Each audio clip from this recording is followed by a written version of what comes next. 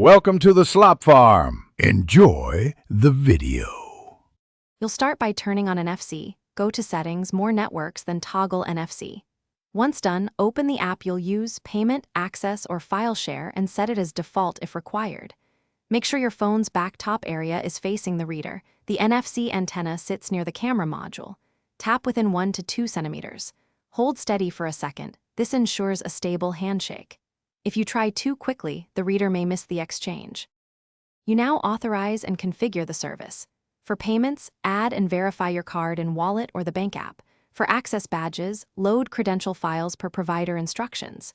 If sharing files, use Nearby Share or the phone's share sheet and pick the receiving device. Then perform a quick test, a small transaction or a 100 KB file. Listen for the sound or feel the vibration. These feedback cues tell you the NFC handshake succeeded. If it fails, retry aligning the antenna.